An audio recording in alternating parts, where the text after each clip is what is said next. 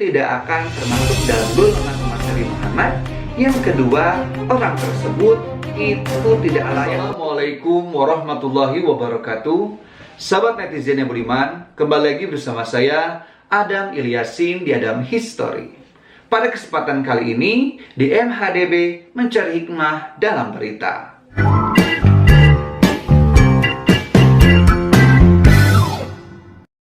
Oke, sebelum tonton video ini, jangan lupa untuk like, share videonya, serta subscribe channel Adam History, karena subscribe itu gratis.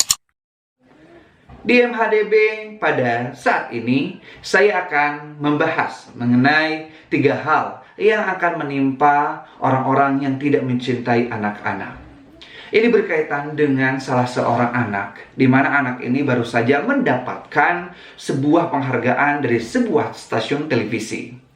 Nah, bukannya para netizen ini merasa bahagia akan hal yang didapatkan oleh anak tersebut, kan tetapi ini malah dijadikan ajang untuk berkomentar hal-hal yang negatif, berkomentar hal-hal yang tidak baik, yang tidak pantas untuk diberikan anak seumuran tersebut.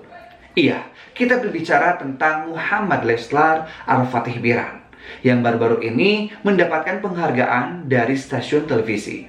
Tapi ternyata banyak sekali komentar yang tidak baik tentang kemenangan dari anak tersebut.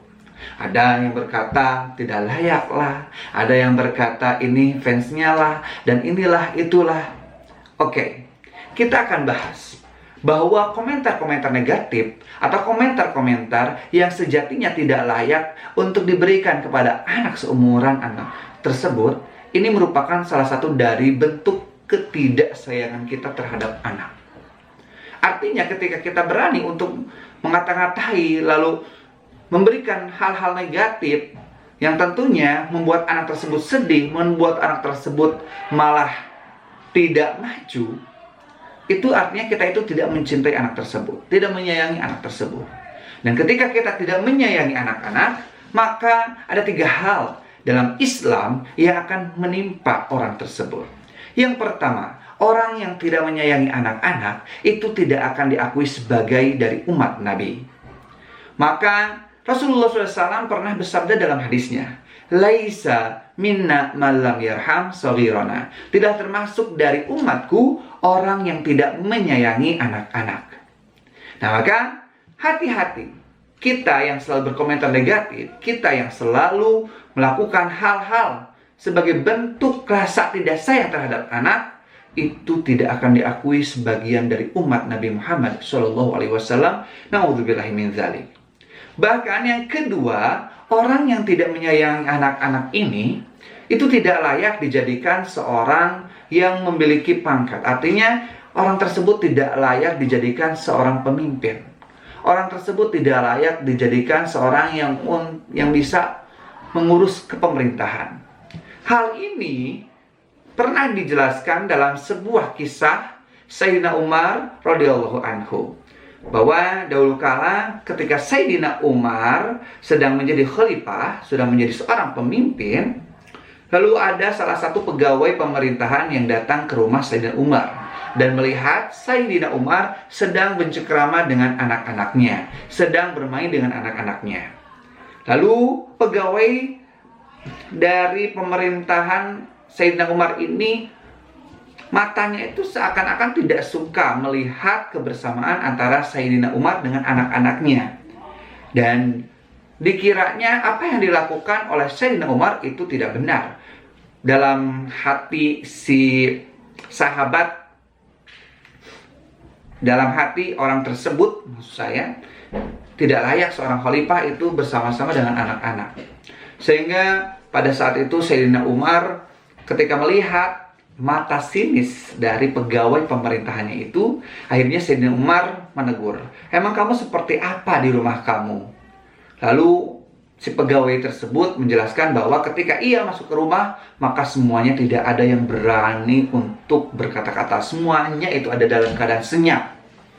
Ini saking si ayahnya itu ditakuti sama anaknya dan ayahnya ini tidak sayang sama anaknya sendiri. Lalu seperti apa?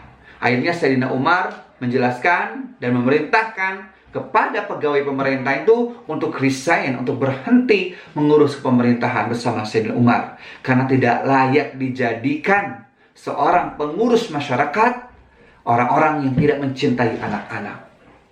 Jadi orang yang tidak mencintai anak-anak tidak layak untuk dijadikan seorang pegawai pemerintah yang mengurusi masyarakat. Mencintai anaknya sendiri saja sudah tidak, apalagi mengurusi masyarakat. Seperti itu. Yang selanjutnya, yang ketiga, yang akan menimpa orang yang tidak menyayangi anak-anak adalah ia tidak memiliki akhlakul karimah. Kita mengetahui bahwa akhlakul karimah itu adalah akhlak yang dicontohkan oleh Rasulullah SAW. Di antaranya akhlak Rasulullah adalah sangat mencintai anak-anak.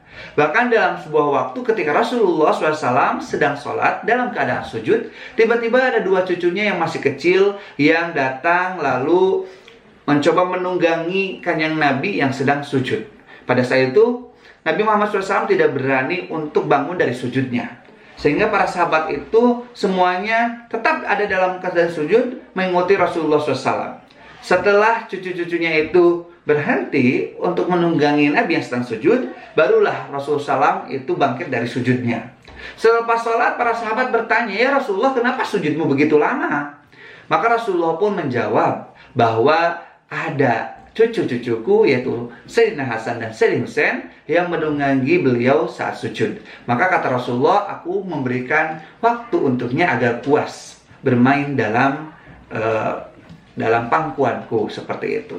Ini adalah akhlak Rasulullah, mencintai anak-anak. Seseorang yang tidak mencintai anak-anak artinya tidak memiliki akhlak Rasulullah. Dan ketika tidak memiliki akhlak Rasulullah, artinya ia tidak memiliki akhlakul karimah.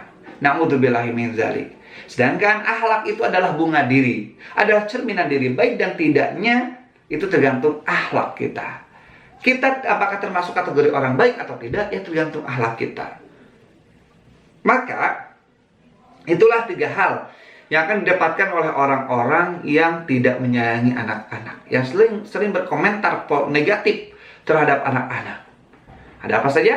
Yang pertama, orang tersebut tidak akan termasuk dalam golongan umat Nabi Muhammad. Yang kedua, orang tersebut itu tidak layak untuk menjadi pemimpin untuk mengurus masyarakat. Yang ketiga, orang tersebut itu tidak memiliki akhlakul karimah, akhlak yang dicontohkan oleh Rasulullah Shallallahu Alaihi Wasallam. Oleh karena itu, sahabat netizen, yuk kita sama-sama untuk meninggalkan hal-hal yang akan menyebabkan kita mendapatkan tiga hal tersebut. Karena sejatinya tiga hal tersebut merupakan hal yang harus kita jauhi. Ya, kita tidak boleh sampai tidak diaku sebagai umat Nabi. Kita tidak boleh sampai kita itu tidak layak dijadikan pemimpin untuk mengurus masyarakat. Dan tentunya kita juga jangan sampai dicap sebagai orang yang tidak memiliki akhlakul karimah. Mari kita sama-sama menyayangi anak-anak, siapapun anak tersebut. Karena sejatinya anak itu ada dalam keadaan suci. Kullu mauludin yuladu alal fitrah. Setiap yang terlahir pasti itu terlahir dalam keadaan suci. Lalu kenapa anak itu menjadi nakal? Bukan salah si anak, tetapi salah dari lingkungan. Fa inna abawahuma, yaitu orang tuanya, lingkungannya yang akhirnya membawa anak tersebut menjadi karakter dari lingkungan tersebut. Makanya kalau ingin anak-anak kita itu berakhlakul karimah, kita harus membuat lingkungan yang sehat. Kita harus membuat lingkungan yang positif. Kita harus sama-sama berjuang untuk bisa mengarahkan anak kita menuju jalan yang baik, dan tentunya dengan hal-hal yang positif yang diajarkan oleh agama Islam dalam ajaran Islam.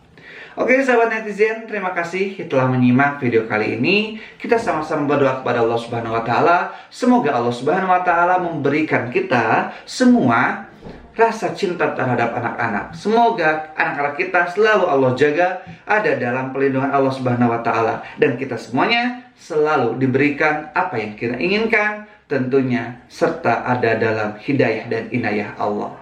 Billahi taufiq wal hidayah. Jangan lupa untuk like dan subscribe channel Adam History. Wassalamualaikum warahmatullahi wabarakatuh.